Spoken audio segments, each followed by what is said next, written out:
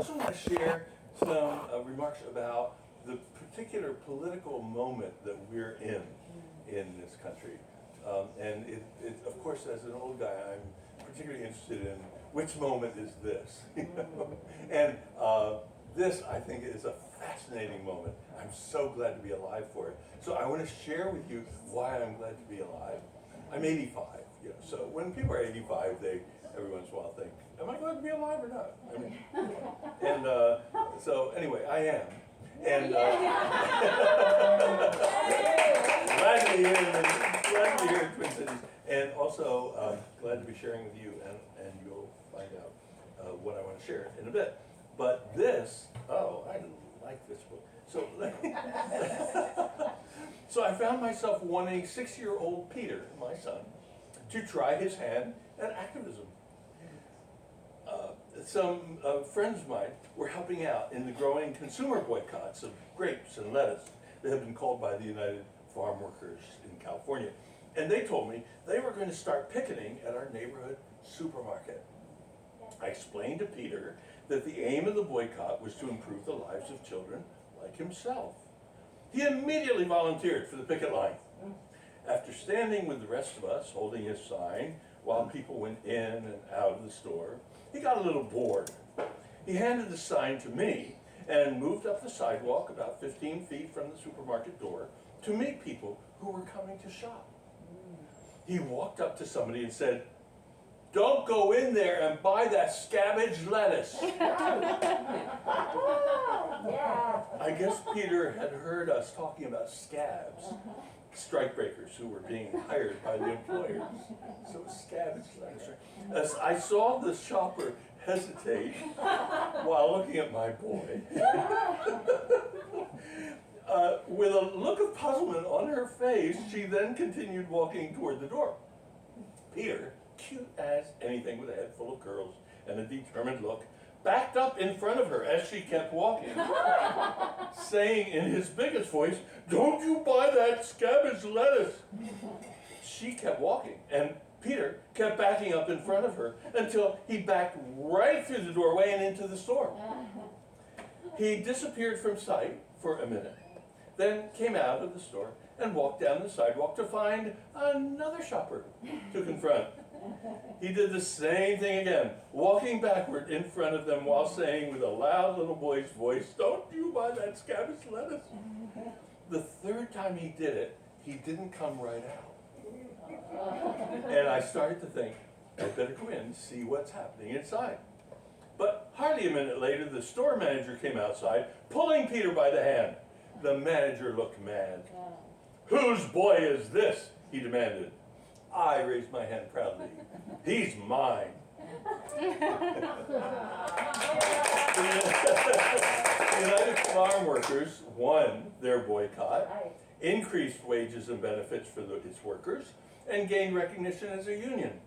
Years later, when I ended up leading some nonviolent workshops with Cesar Chavez, the founder and director of the United Farm Workers, I couldn't resist telling him the scabbage story. I'll never forget his appreciative grin. Oh, that was so sweet. I really, and he was amazing to lead a workshop with, you can imagine. So, how about this? A few high school students, inspired to be activists, asked Friends Peace Committee for training. I was director of the Friends Peace Committee at that time. And youth worker Michael Yara agreed to organize a summer project in 1964 called Students for Nonviolence. I shared with Mike the view of longtime activist Charlie Walker that one of the most empowering activities for arousing a movement is street speaking. That's standing on a box, usually, or a bench or something, and speaking to passersby as they go by. Mike agreed to try it out, but said I would need to sell it. When meeting with the high schoolers, I told them Malcolm X had developed his movement by speaking on street corners in Harlem. And Alice Paul did the same for women's suffrage in the early 1900s in Center City, Philadelphia. The teens were both scared and fascinated, and agreed to try a series of street meetings. Mike assured them that we would first practice before going out on the street. Each Tuesday and Thursday afternoon then, we took a milk crate to the same spot across from City Hall, and the students took turns standing on the box and talking about the issue of the day, which was Vietnam, the Vietnam War. The students knew very little about Vietnam at the start of the summer, not unlike most members of Congress. It's a kind of a slam, isn't it? Study was essential, but our pedagogy was far more lively than a classroom's pedagogy would be. I told the students they would be studying, quote, in dialogue with the people. So early in the summer, our students were easy for passersby to stump. What gives the North Vietnamese the right to invade the South? What about the Geneva Accords? Didn't the Accords give the United States the right to be there? Mike and I loved watching the students dive into scholarly books and articles to learn more and figure out their own positions on the controversies raised on the street corner. The mainstream mass media were of little help. As usual, in the beginnings of wars, the mass media simply parroted the government line. They later would do the same with Iraq. In the beginning of the series of street meetings, Mike or I broke the ice by being the first speaker. Then each of the students would mount the milk crate. Several said it was the scariest thing they had done in their lives. As I watched their power grow, I realized that street speaking was the activist equivalent of a high ropes course in Outward Bound. After a couple of weeks, students began to volunteer to be first speaker. The students designed a leaflet to hand out that had a coupon on the bottom and were delighted to find an increasing number of bystanders sending in checks, asking how to volunteer, telling us that they were recruiting friends to come to the street corner at the end of the day. The students realized that on the street, they encountered many people who would not go near a church basement or a union hall for a meeting on Vietnam. But they would stand for an hour on the street, learning and discussing the issue with strangers. Midway through the summer, after a turn on the milk crate, I found a spot in the middle of the crowd to listen to a student take a turn. Out of the corner of my eye, I saw a hard-faced man edging closer to me. I couldn't miss the tension in his body language. When we were almost touching, he turned to face me, then looked down. I followed his eyes and saw he was holding an open knife. "I'm on leave from Nam," he said quietly. "Fuck you." I took a breath and looked deeply into his eyes. "I know you can hurt me," I said, "but first, take a minute to think about the consequences for you." He blinked, then blinked again. He slowly put the knife back in his pocket, edged his way out of the crowd, and was gone.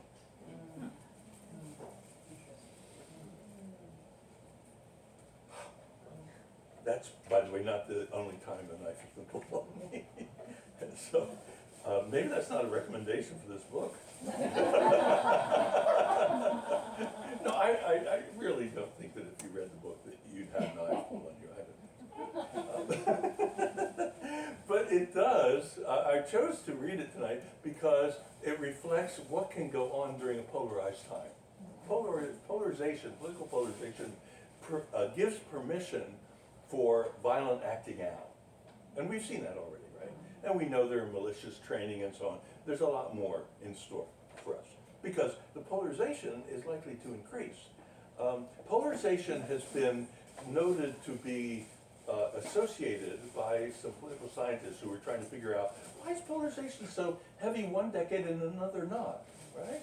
Like in the 1950s, when I was in high school, politics were so boring in our country. They were by and large, very little conflict. The Democrats and the Republicans were very busy saying they were wonderful together. And then in the 60s, right? So there can be very big variation on polarization. So these political scientists were trying to figure out, well, what accounts for why it would be different one time or another. One of the things they discovered that was a key variable was how much economic inequality is present in a society. The more inequality, the more political polarization. Well, that's pretty relevant to us because our country is regarded by some economists as today experiencing the greatest economic inequality we have experienced in our whole history. So that means polarization is not something we're going to be able to smile away or say, hi, I'm a Democrat, you're a Republican, I want to shake your hand. That's not going to do it. It's a result of an enormous impersonal force. It's a little bit like saying, hey, I want to smile at you waves of the ocean. Would you please not come up so far? The ocean will do what it will do. And polarization will do what it will do, conditioned by economic inequality. So it's a force, it's here, it's likely to increase. And I don't know about you, but I was tracking it even a dozen years ago, because my field is sociology, that's my profession. And sociologists are obsessed whenever we look at any social system, whether it's as small as a family or whether it's as large as a society, we're pretty obsessed with the question, how integrated is that system as compared with how conflicted it is. I mean, it's just, you know, we can't help noticing that. And so I was noticing it a dozen years ago, and I was saying, whoa, we're moving toward more polarization. I was noticing that, and I was worrying. I was worrying because I was figuring, look, how are we going to make the progress that we need to make on racial justice, on economic justice, and so on, peace, climate? How are we going to make the progress we need when people are so busy just throwing knives at each other that, you know, there's no agreement to move forward? So I was getting very discouraged by that. However, at the very same time as I was getting discouraged by watching this happen in our country, I was also researching the Nordic countries, Norway, Sweden, Denmark, and Iceland. Anybody here read Viking economics? All right. Oh, my goodness, this is great. So I was researching it for a book that I found useful to call Viking economics. And this book was, in my intention, not only to describe how the Norwegians have it these days, and the Danes, and the Swedes, and the Icelandics, who actually, by the way, have it so much better than we do. There's no comparison. More individual freedom than we have, more democracy, more economic equality, better race relations. I mean, just you name it, they're in way better shape than we are.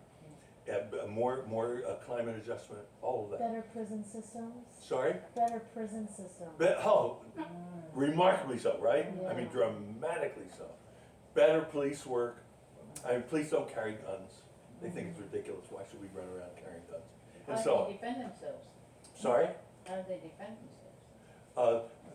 They deal with the offender. They take the offensive, so to speak, and they take the initiative, and they learn. They are trained to deal with people in a way that defangs them, you might say, without needing to use weapons. Yeah. So it's really. So you'll be interested in the book because you're right to be skeptical, and I was playing skeptical also. So it's good to check out the book and see what the argument is. But Forbes magazine, no less, has recently declared it one of the 5 best books on Scandinavia. Wow. Forbes? I never thought my name would ever in Forbes magazine. Would you? I mean, would you? Is that where you would look for my name? No. Oh, no. So, I mean, at first it shook me up like, what am I doing wrong? Yeah. And then, no. And I just read it, and it's terrific. So anyway, I hope I haven't discouraged you now. Yeah, right. But anyway, so I was researching for that book, okay? At the same time, I was worried about the polarization. And I wanted the book to be not just how they have it now, how the structure works, But I also wanted to know how they got from there 100 years ago to here, because 100 years ago, where were they going? They were coming to Minnesota Yes. Before that. and North Dakota Yeah. and Brooklyn, etc. They were getting out of town because those countries then, 100 years ago, were in terrible shape. And we were the land of opportunity. So people were very, very upset about how things were over there, and they were leaving and coming to this country. And leaving in those days, I got to live in Norway, you can tell. I got to live in Norway, and I talked with people who remembered stories from what it was like when, in previous generations, somebody would leave their country to go to America. The expectation was that that person would never be seen again by the family. Because it wasn't a back and forth across the Atlantic. It was like, goodbye, Uncle Erling. I'm sorry, we'll never see you again. It's like that. So the pressure that it took to force people out to come to this country was enormous. And that pressure was because those countries were in such bad shape, right? Okay, now they're at the top of the heap in the world. But then they were like that. So I wanted to know, and to put in the report in the book, when did they make their leap forward? And how did they do it? Because if they were successful, which they were, maybe we could learn something from it, wouldn't that be cool? You know, best practices and so on. So, okay, so I was really digging into the history of those countries, and I found out it happened in the 20s and the 30s. First with Denmark, and then Sweden picked it up, and then Norway learned from Sweden. And they learned how to change their societies. And what they did was, they noticed that the economic elite was running their parliaments. Formally, it was a democracy. They had the vote. You know, and parliamentarians would meet and talk. But what those peoples figured out was, parliamentarians were actually behind the scenes taking the orders from the economic elites. Yeah. Just like here. Right. Sounds familiar. A certain association. Okay, so that's how things work. And people said, no, we have to take the political power away from the economic elite. So we can have an honest democracy, not a pretend democracy, but an honest democracy. And so that's what they did. So they ganged up in these various countries, first Denmark and so on. They ganged up on the economic elite. The economic elite, small compared with the mass of people. So they ganged up on them, took their political power away, and created democracies. And then once they had a democracy, they could create great societies. You know what? If we had a democracy, we could create a great society. We are not bereft of sense. It's not that we are in love with poverty. And if we had a democracy, we'd say, hey, more poverty, we think poverty is great. I don't think that's what had happened. So we would have a sensible society too, like they do, if we had the power, but we don't have the power because the economic elite runs things. So we need to do what they did. Oh, but here was the big surprise. The big surprise was that they made their leap forward in the 20s and 30s at the period of greatest polarization that they had experienced in modern times. Nazis were marching in Sweden. Nazis were marching in Denmark. Nazis were marching in Norway. Growing Nazi movements. And at the very same time, the communist parties of those countries were very excited, growing in a very dynamic way, inspired by the Soviet Union, saying, we are also going to have a dictatorship of the proletariat, like that. Now, I would say communists, Nazis, a certain degree of difference there. Yeah. Little. Hello. So, I mean, talk about polarization. And that was the period when they made their leap forward. Okay, that's contradicting completely my understanding of what polarization does. I thought polarization just like cripples people, not, well, you know, paralyzes. So, okay, how am I to understand that? Well, I thought, George, after all, you're a sociologist, you like case studies. What are some other case studies of polarization? Okay, well, what about the decade when I was born, 1930s in my country? The 1930s. Hey, fantastic polarization. Nazis were able to rent Madison Square Garden and fill it for a rally. The Nazi movement was growing all over the country. And at the same time, it was the glory period of the American Communist Party. And the 30s, it can be argued, was the decade of the greatest progress that we made in the first half of the 20th century. I'm getting so confused by the evidence. I'm getting so confused. Okay, George, find another case, another case. How about the 1960s? Some of you remember the 60s, am I right? 1960. Would you say that was a remarkably placid? I mean, the amount of bombing that went on in the 60s, including by Ku Klux Klan that had moved from lynching to bombing churches, right?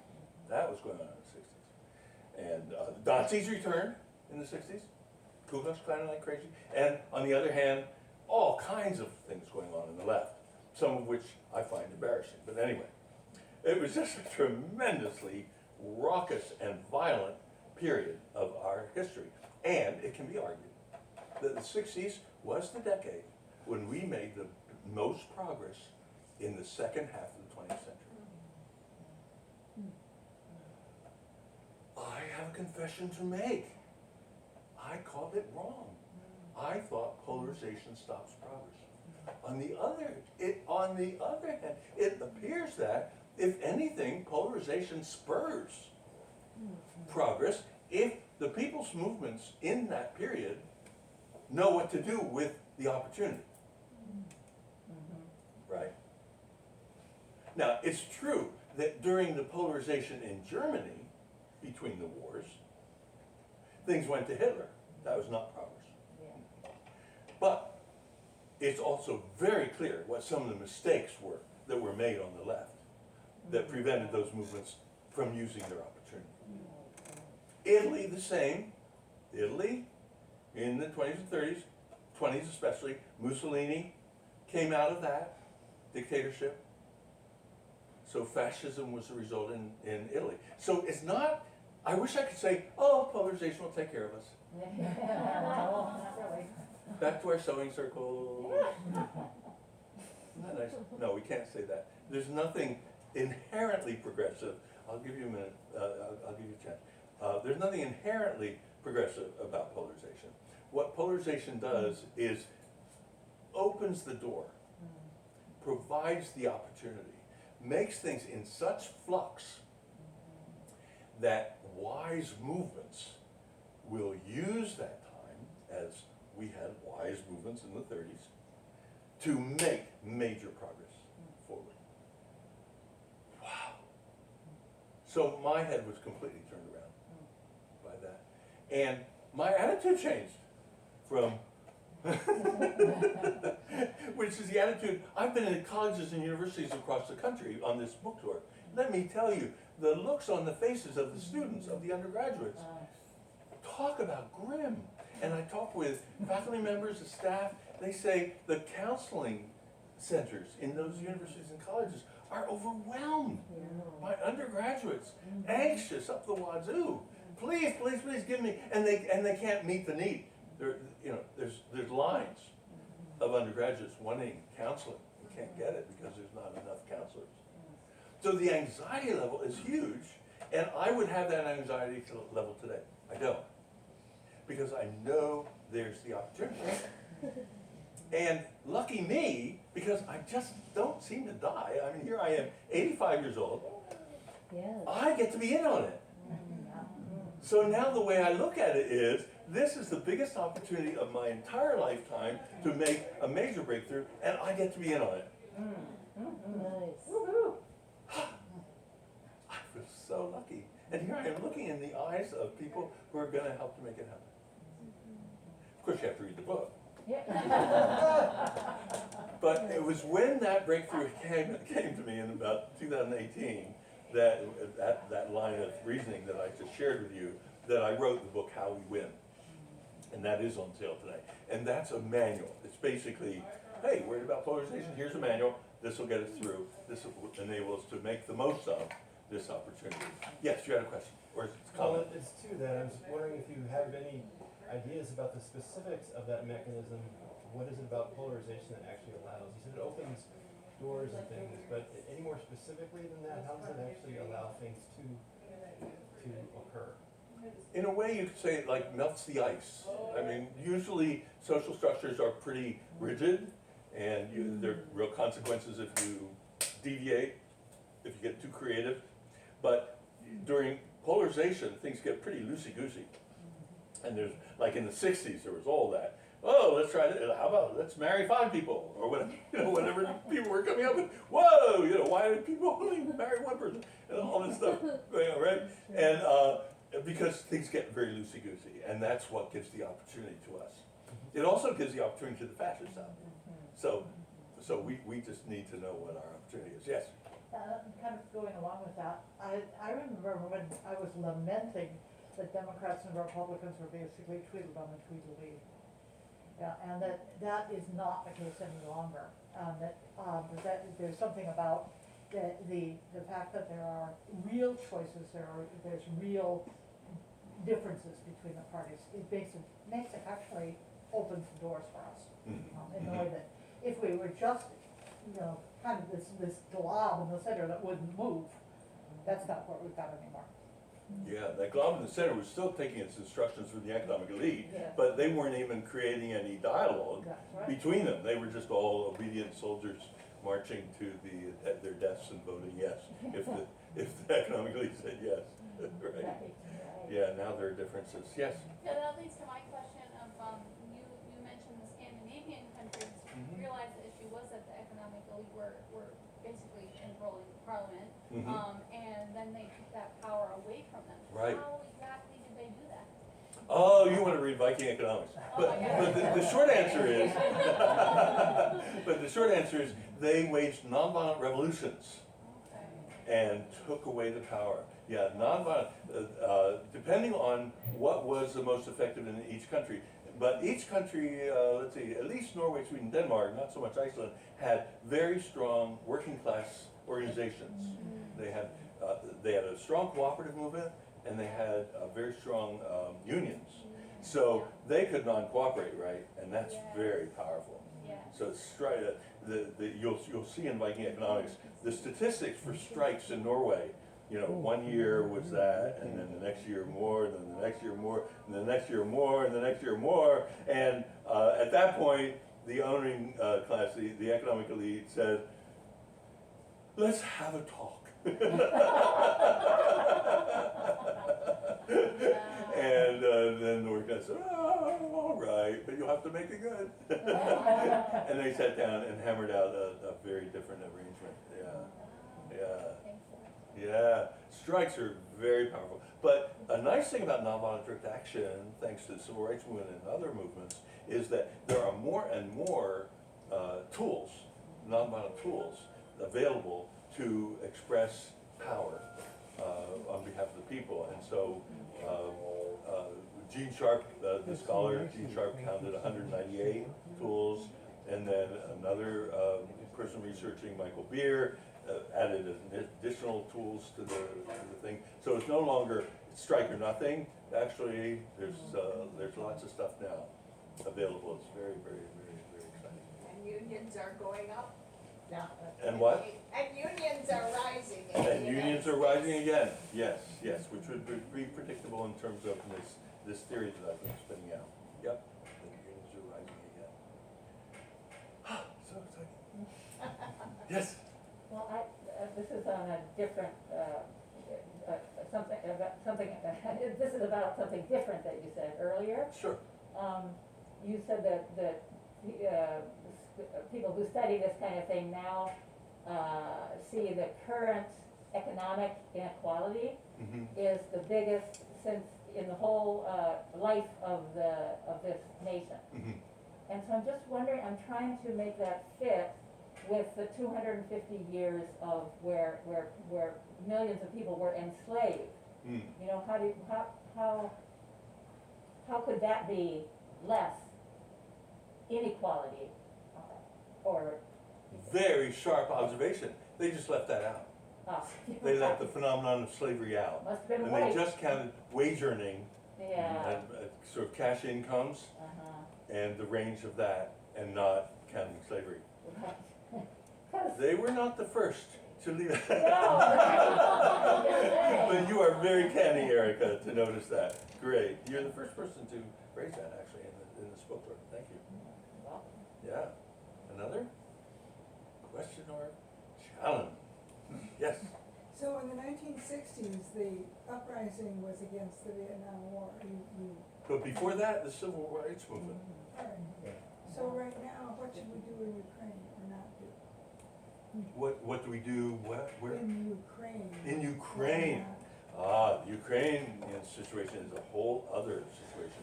Not of they did have very, very turbulent internal politics, and within the last 10, 12 years, twice they had to overthrow Ukrainian dictatorships that had taken hold of their government in order to restore democracy. So that's how teeter-tottery the state of Ukrainian democracy was. And they were able to do that overthrow of two different would-be dictatorships in Ukraine non-violently, and that's very, very much to the credit. So when Putin invaded, and you understand, dealing with an invasion is a different process from dealing with your homegrown tyrant. Okay, so when Putin invaded, I had a moment of hoping that Zelensky would say, "Whoa, we've recently been practicing. Wouldn't it be fun to, well, not fun, but anyway, wouldn't it be interesting to counter the invasion non-violently?" So I immediately wrote a couple of articles on that, which are still around. You can find them on my favorite online container of publications, kind of magazine, called Waging Nonviolence. So I wrote these two articles in which I described how there have been other countries that have been faced with the same situation, a very similar situation to Ukraine, that decided we'll do nonviolent resistance instead of violent resistance. Now, Zelensky, of course, decided to go violent. But there was still left over from the previous nonviolent resistance against the homegrown dictatorship. There was enough of that kind of energy so that even this time when Russians crossed the border, there were people, there were people your age standing on the bridge, turning away tanks and stuff. There was amazingly heroic stuff going on, nonviolent resistance going on. And that gave me hope that maybe, and because Ukraine is, maybe because it's European, and I think sometimes Europeans learn more quickly from each other, that they might try that, but they didn't. Zelensky said, no, this has to be military defense, and then that's a whole other ballgame when you try military defense.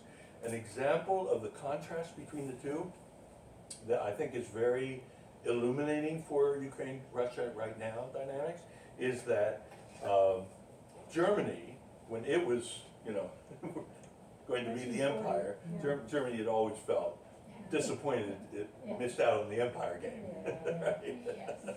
And so decided, well, we are going to be an empire too, and Hitler will lead us. And the economic elite of Germany thought, yeah, let's let Hitler lead us. It'd be fun to run an empire. So they invaded Denmark. So the two countries I would contrast are Denmark and Norway.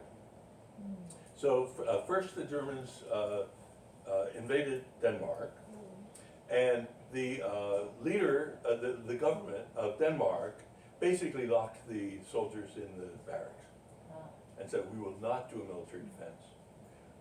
We will let them occupy, and then we will start defending our society against the effort to Nazify us. Well, am I using the right? No, who was it invaded? Yeah, Germany. Yeah, Germany invaded. So Nazify. Yeah, That's right. that's what Hitler wanted to do with every place he entered, right? Yeah. He wanted to kind of Nazify. And so, and we will resist that way, and we'll resist non-violently because that will give us a chance. Whereas military defense is hopeless. That was the conclusion in Denmark. In Norway, on the other hand, when Germany then slid up by sea and invaded Norway, Norway resisted violently. And the outcomes were just strikingly different. In Norway, the army defended northernly, and kept having to defend, until they were beyond the Arctic Circle trying to defend Norway, because the German army was overwhelming. And in the process of that fight, so many Norwegians were hurt and killed, and so much destruction of property and stuff, that Norway, after the war, took years and years and years to get itself back together, to recover from that war. Denmark, by comparison, and I love the comparison because they're both Scandinavian countries, they understand each other's language. So culturally, there's a close comparison. In Denmark's case, as soon as the Germans were out of there, they were full on again, because they hadn't sacrificed all those people and all that economy. But what they did do was they defended some of the things that were most important. For example, they defended the Jews of Denmark and got them safely through their underground. They built a magnificent underground immediately, and so they were able to exit the Jews across the water to Sweden safely, and whereas the Norwegians were not able to save a bunch of they saved some Jews, but who went over the mountain, but to Sweden, but a lot were lost. And Denmark hardly lost any of its economy because they didn't resist on that level. However, what they did do, though, so clever, was they thought non-cooperation will really slow Germany down. Because one reason why Germany, they figured this out, one reason why Germany wants us is we are the best shipbuilders in the world. And Germany knows to win this world war, they are going to need ships upon ships upon ships, because the US was bombing ships, and the British were bombing ships, and the German ships, so they needed to really keep, and have the Danish workforce building all these ships. How awesome is that for Germany? So, yay! Oh, well, of course the Danes figured that out. So they said, overnight, Danish shipbuilders became the least effective shipbuilders you have ever seen. The wrench, it's gone. Overboard. Oh my goodness, what happened to the wrench? Slipshod, incompetent Danish workers. Arguably the most skilled workforce in the world. Another mistake. I'm terribly sorry. And so, and the Germans found themselves having to tow half-built ships around the Hamburg, Germany, in order to finish them, because they couldn't get the damn Danes to finish the ship. Stuff like that. So they did all kinds of nonviolent, non-cooperation, which, because it was nonviolent, didn't bring the wrath of German repression on the Danes, but on the other hand, foiled their actual aims. Subtle. Very smart. So when you compare, I think that's just an interesting comparison.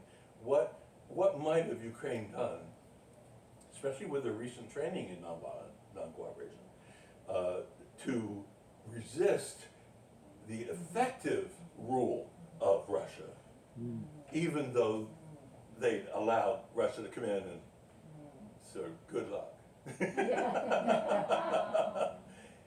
And so I'm feeling very sad these days because I keep reading the paper and reading, the incredible wreckage that's happening in that wonderful country, Ukraine.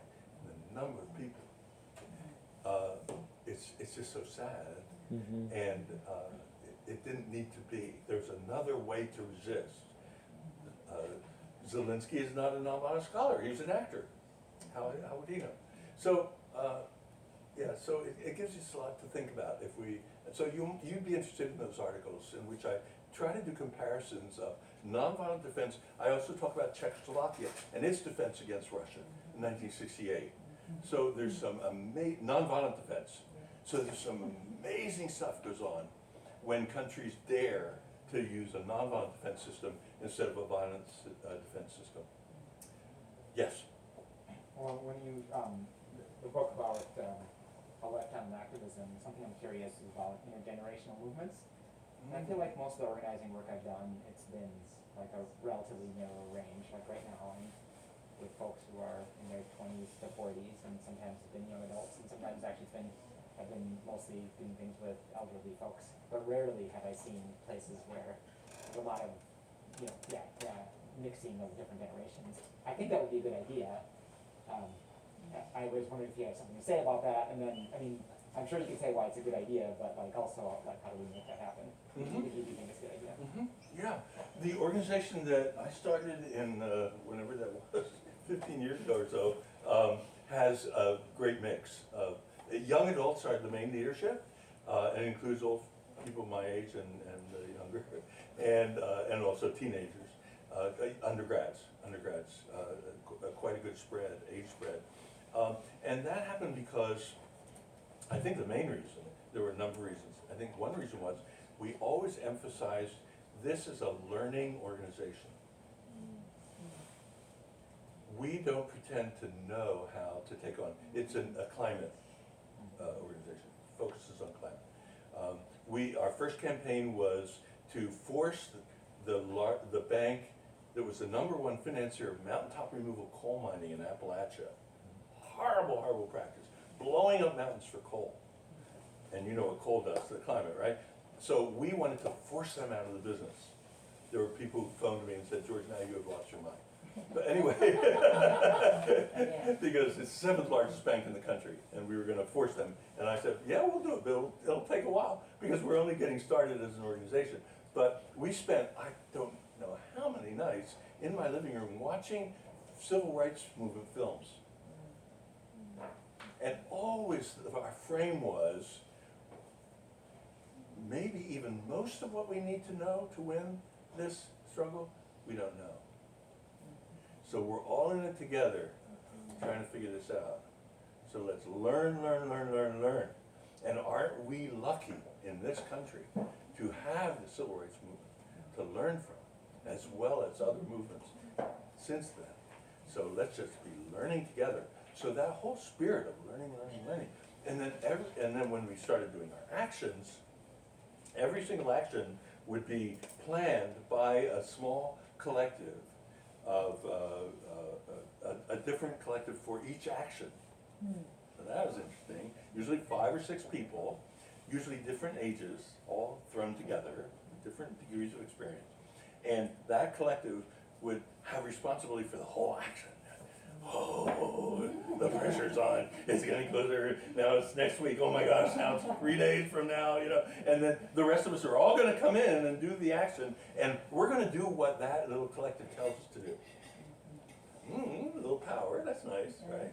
And George, you cross the street and start relating to that police officer. He looks upset. Okay. It's like that. And so that collective's in charge. And then after the action's over, we all huddle in some corner or other and do a quick debrief in which we say things that we thought were really positive and things that didn't work so well. Want to look at that again. And then the collective that was responsible would have its own evaluation with one of the more experienced people in the group, a more in-depth, oh gee, we completely forgot about that, didn't we? Like that. So it became, from the point of view of young people, wow, this is the best school on social change there is, because it's in the course of action that we learn, but there's this huge premium put on learning. And nobody says, I know it all. So we're just learning as we go. And that has been a successful formula for us. Yeah. Well, that's really beautiful, because I think that when we think about how divided we are, I just think about like the relationships we have in our world, social media, even our workplaces. I just see lots of division. I was doing restorative justice at a high school, and I was doing a lot of work, like bringing people together and I just kept noticing this new like call-out culture, where if you don't say the right thing, then all of a sudden you're a racist, and so that became the attention of a lot of these workplaces, and I think a lot of harm has been created, and a lot of people feel worried to say the wrong thing, you know?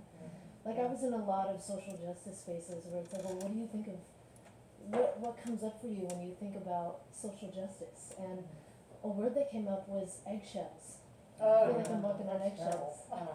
So when I think about like nonviolent movements, I also think about Martin Luther King talking about this love revolution of changing how we relate to one another. And if we're so focused on what the other person's doing and how they're so polarizing, how are we noticing our own part? You know, so that's what I've been holding. And I really like what you're bringing to the table. Oh, good. Yeah, I see the connection. Yeah, it'd be very easy to put those together. Yeah. It's been a wonderful experience to be part of it. And when I'm in that collective, it's my turn to take responsibility for the upcoming action. I'm nervous like everybody else. I really hope it goes well. And then we'll get the feedback, right? And then we will meet with somebody and get deepen our understanding and stuff like that. So because it is so action oriented, it doesn't lend itself to a calling out culture, something like that, because that would obviously get in the way, right? Yeah. Like if you were organizing an army, you wouldn't say, now let's have anti-sexism groups. No, that's not the way we do it.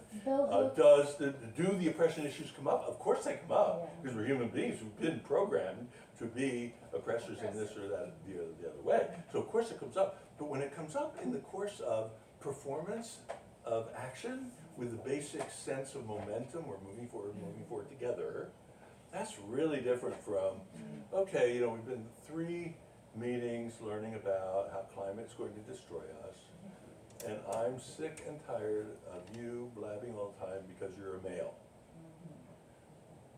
That's almost an invitation to disaster, right? So we try to keep that momentum. So that's called a campaign frame, that we're not interested in going out and doing a protest. Like, this is our opinion, world. We're sure you're going to change once you know our opinion. No, we don't bother with that. We bother with a campaign that's going to go after whatever our goal is, and do that. And that's what we did. It took us 5 years to win our first campaign, but we were able to grow. We grew from Pennsylvania. We were able to finally do simultaneous demonstrations, 13 states. Within this large bank system, it's the 7th largest bank in the country. We were trying to stop the bank from, did I say? Yes. So from the poor banker's point of view, all they saw on their map was this growing amoeba or something, 3 states, now it's 5 states. Oh my God, now it's 8 states. We were able to do more and more actions at the same time. We'd always do it at the same time, a sense of drama. And then, oh my gosh, and by the time we got to 13 states all at the same time, they thought, this is never going to end. It's driving us crazy. It would be better to just give up financing mountaintop removal coal mining and be rid of these people. And so they gave it up. Someone say bell hooks, I heard? Sorry? Oh, I thought someone was gonna say something. In the back, we have. Poverty is the worst form of violence in our society. I can't quite hear you. I'm sorry. Poverty is the worst form of violence in our society. How does it work? Poverty is the greatest form of violence in our society. It's important to make the connections. Besides the militarization of our society, the culprits are Wall Street, the corporations, billionaires, and their crooked politicians, and the Supreme Court justices they own. And one part of this is the militarization. We have 2 war-based parties, the Democratic Party and the Republican Party. We have a permanent war-based economy. And this is all about empire. The US empire is in very bad shape. in this fiasco. You talk about polarization. Well, let's get real about the polarization. We have no peace movement in this country. You've got those, I'm part Ukrainian, and I resent the US NATO war, proxy war in Ukraine. This is insanity. This has been planned for years and years. Yeah. And it was during Obama was his pivot to Asia. This is all about world domination. Let's get real, folks. The U.S. does not care about the Ukrainian people. They do not care about Ukraine. Secretary of War Lloyd said that this is about weakening Russia, and then we're going to take on China. This is insanity. Let's get our act together and confront the real enemies in this country. I think you'd be in high agreement with my book, Liking Economics, because it has that same take on economics as you do. Well, And, don't on the protect poverty. the U.S. war. They decided poverty is so 19th century.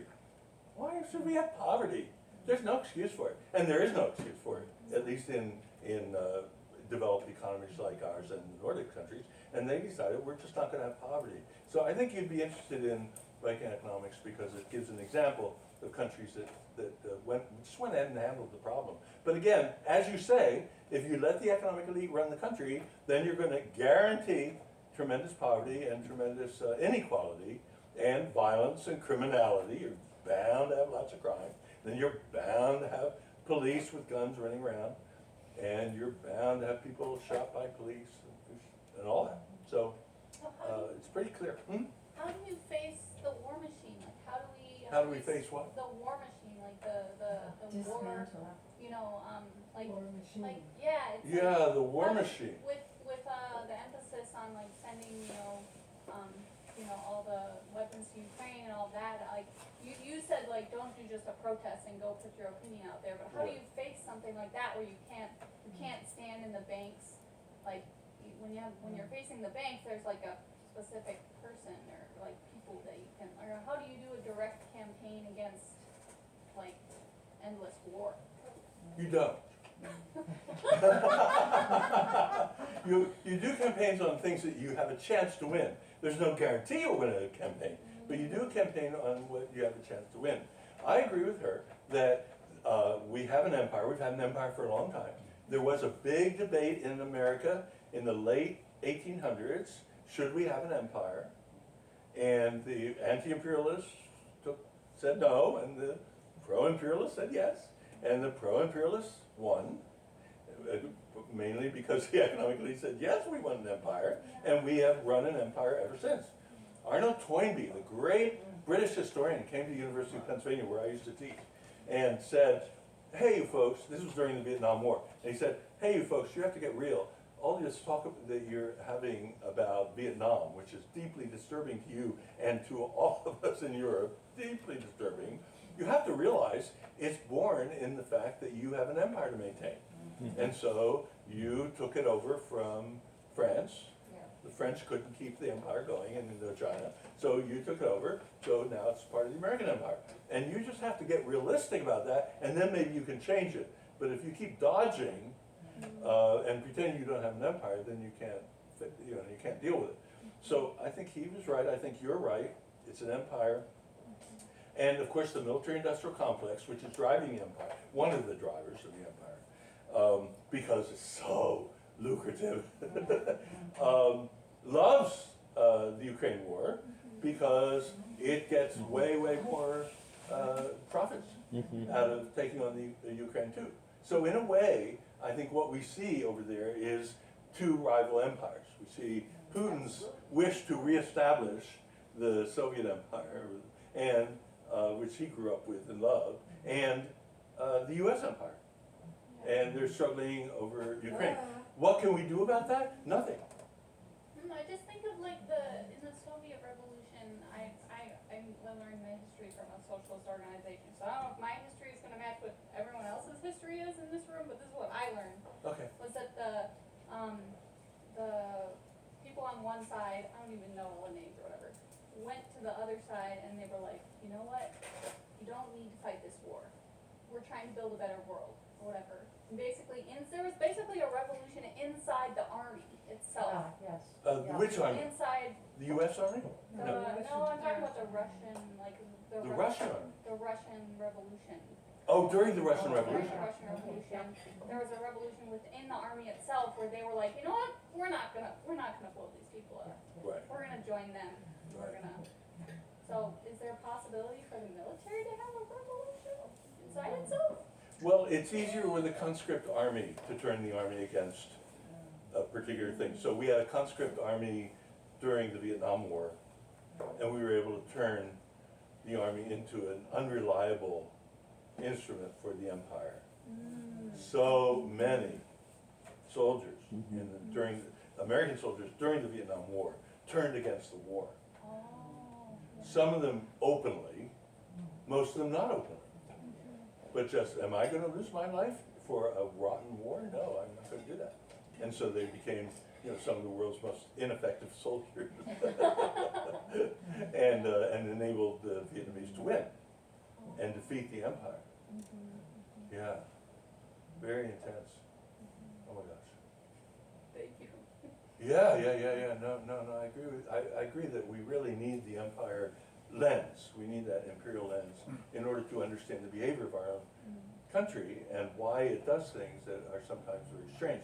Now, in the case of Ukraine, however, I would also say that's not strange in the sense that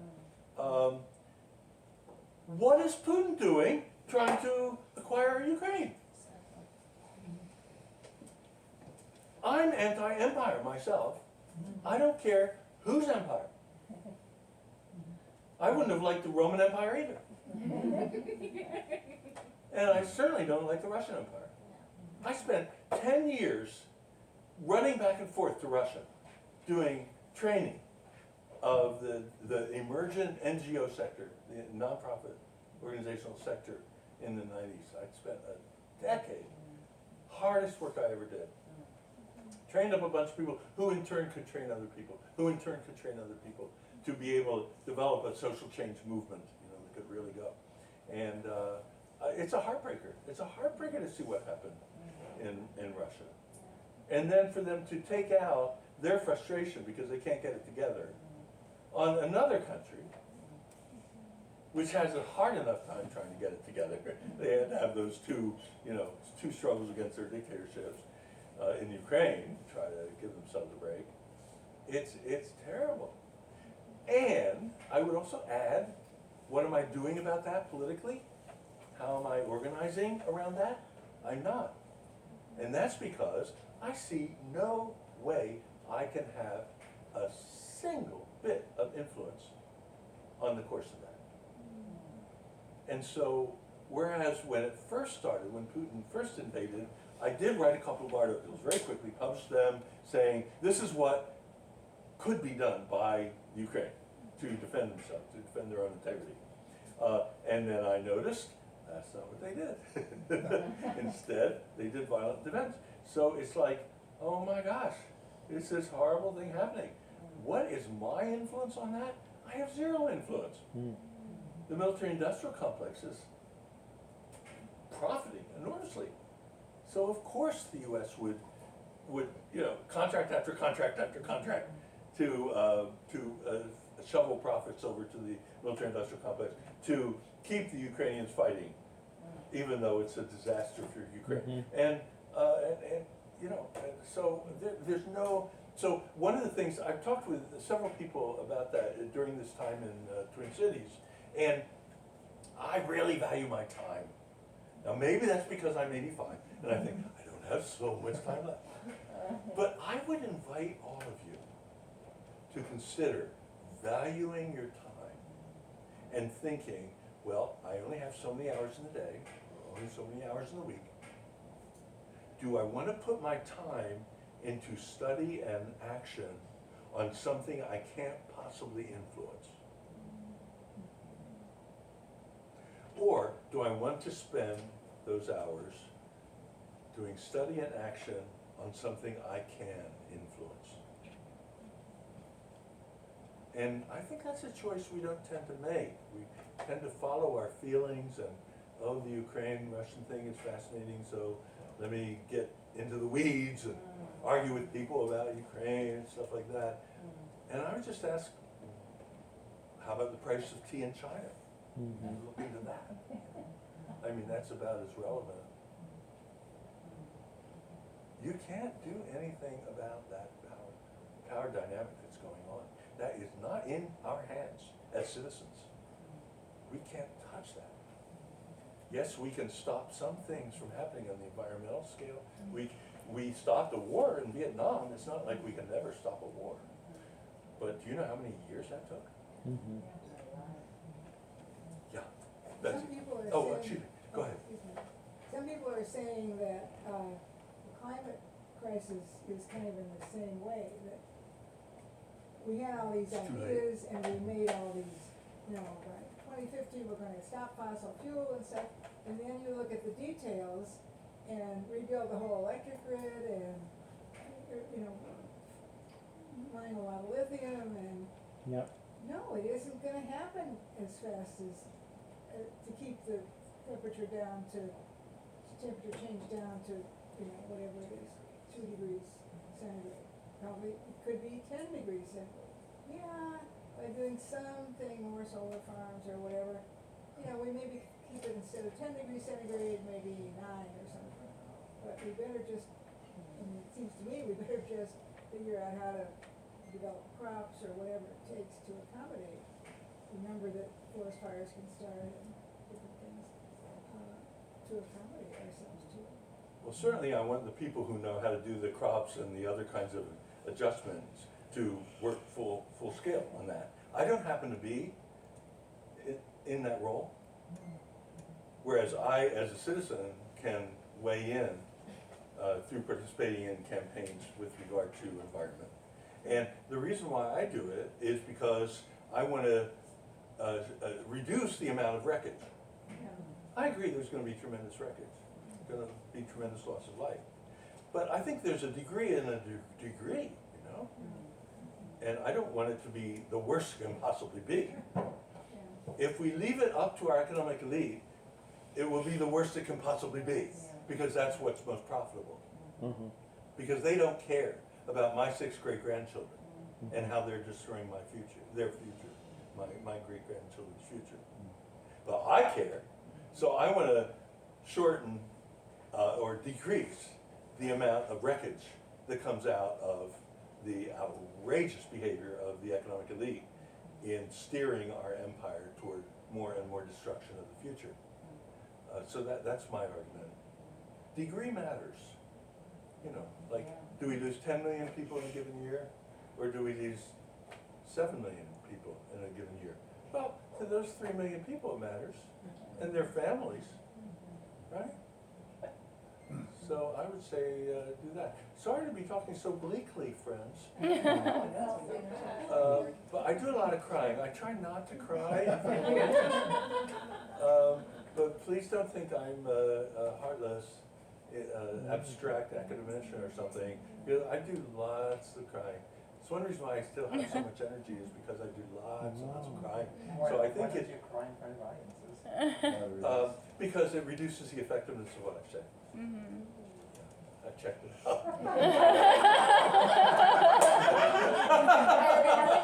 Well, I think there's something that was mentioned about Ukraine and how we're just not ready yet to take on the military power. But if it is possible to build our nonviolent muscles in this nation, right?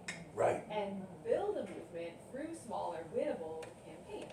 And so this is the idea, right? You have to pick something you can win, but don't stop there. No, Keep don't stop driving, there. right? That's right. So because the bigger the movement, the bigger the stuff we can take on. You're absolutely right. Yeah. And the way to build the movement is to become winners. Yeah. Rather than taking on stuff where we're guaranteed to lose. Yeah, right. I mean, how many people would you say you know personally who are really attracted to losers? You know somebody. Don't you? All the women that are in battered women shelters. Oh. They're attracted to losers, that's why they're there. Oh, God, well, we better not get into that. But anyway, you get my point. But winning movements attract more people than losing movements do. And the reason why that sit-in movement, remember 1960, that is so worth studying, right? Going after a lunch counter, how important is that in the oppression of black people in this country? Is that enormously important, the lunch counter? Hey, win at the lunch counter, right? And the historically black college down the road says, ooh, they won. We play football with them. Now it's on us to win with our local lunch counter. We better tackle our lunch counter. And bam, we won. And what about, and what about, and what about, and what about? And that movement grew like crazy. Because of course there were losses as well, but there were so many wins in the lunch counter movement that people said, oh my gosh, we are energy-filled, capacious people who can make a difference. And as soon as we know we can make a difference, we're going to, and you're right, whoever pointed out, we can tackle the military. We can tackle the military industrial complex, but that requires a movement full of winners. A mass movement full of winners. And that's why Viking economics is important. What they did, what did they tackle? They built a co-op here, they had a successful strike here, and another successful strike there. Whoa, those folks, what were they doing that was right? Oh, all right, let's try that. And next thing you know, many strikes. And in Norway, it's such fun to see year by year by year. More strikes, more strikes, more strikes, more strikes. Finally, the economic elite says, okay, we give up. Yes. Well, I think the George, this might have difference to be our last between, question. I'm sorry. I'm No, sorry, I don't want to what's cut things short, but this might have to be the last one. I'm really sorry. It's time? No, well, we can do one more. Let's do One one more, more. okay, you get them. well, I'll try to be quick. I think the difference between that time and this time, though, is that back then they weren't swimming in information overload. And we know that our media plays a big part in the information we get about the Ukraine war, about COVID. Sure. And there's many diverse, complex perspectives that most of our mainstream media doesn't address. And so when I think about things we can do right now, even though we can't control the big players in the military intelligence complex, is to share information with each other and reach out for broader, more diverse views, because I don't personally believe that Russia's the old bad guy, Ukraine the good guy. I think it's more complex, and there's a whole history behind here. So I feel like what we can do is to practice good media thinking, thinking critically about our media, who's saying what's not being said, because other than that, we're kind of swimming in whatever version we read. Earlier you said, I don't know what your version of history is, right? We all have these different frameworks, and so True. I think a united front would be people who have awareness about what others around them are thinking, so we can figure out what's in common and where we can move together. Because right now, some of the things we're just arguing about the most basic things with each other. Over and over. So I think that's where we can, the nonviolent work is the building relationships with each other across political ideologies, differences, different views about the Ukraine war, talking about it, right? And opening up the dialogue without anyone being made wrong or censored for it. So, anyways.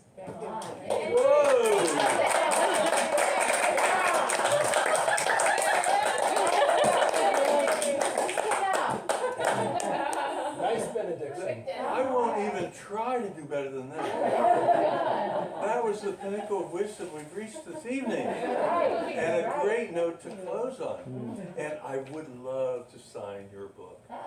So let's do that. Yes. Where do we find it? Yes, I will. Let's lead the way.